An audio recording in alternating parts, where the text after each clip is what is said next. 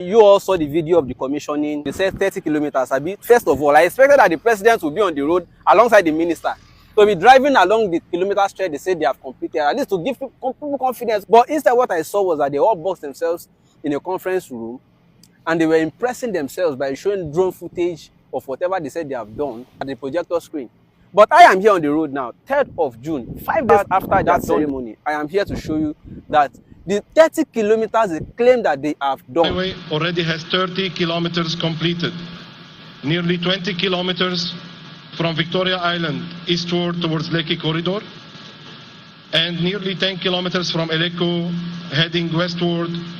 20 kilometers they said from VI to Eleko corridor. The remaining 10 kilometers they said from Eleko inward. Gentlemen and ladies, I am at chainage 41.230 kilometers and Eleko junction is chainage 47.5. If you do the subtraction, apart from my odometer showing 6 kilometers and a little above it, because I drove in through a community road, this chainage is showing at this point where I am standing chainage 41.230. If you do the maths, what you have is 6.2 something kilometers. That simply means that the claim that they have completed 10 kilometers from Eleko into this place is not true.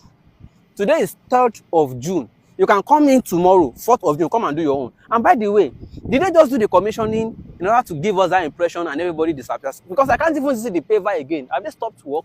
So in case you are thinking, oh, they have done 30 kilometers, I want to drive from VI, I want to go to Eleko, they are not together. They are disjointed like different pieces. Some kilometers there, some kilometers here. That's what they did. You are coming from Eleko, you just reach this point. Chakam, middle of nowhere. Point 2 that I expected us to be discussing is that they have said that by December, they are going to be tolling this road. And they are projecting around 3K per vehicle. We do not know for certain yet how many tolling points are going to be between VI and Eleko. If there are 2, that simply means 6,000 from VI to Eleko. And if you are going back another 6,000, that's 12,000 naira. No fuel inclusive, no other cost inclusive. And if you are a salary earner, what is minimum wage again? In a month, you would have spent how much just to go and come?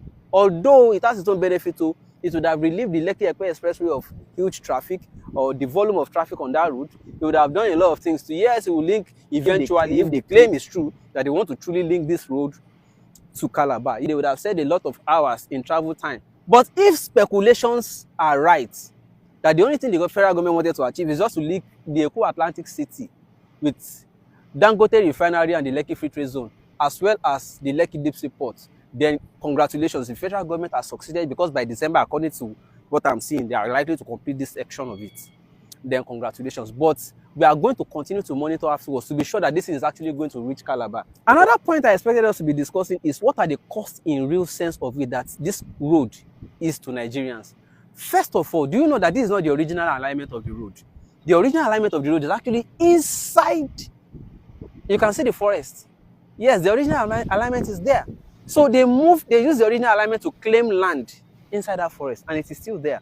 And they realigned the road to this place. Do you know how many people, estate investors, who bought land here, including homeowners, those whose retirement savings were used to buy portions of land here, that they have to move? They were swept completely off.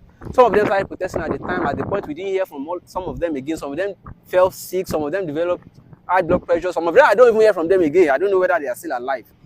And for those who even got compensation, somebody told me he got 1% of the value of the property from where it was displaced. And if you recall, there's still a woman that till today, she is still protesting. That woman, for context, is the one that Minister Dave Umahi asked security to throw out from the security. Till today, I still see some of her videos coming up once in a while where she's still pleading with President Bola Ahmed Tinubu, saying, I'm a party member, I mobilize for you in the diaspora, I do a lot of things, blah, blah.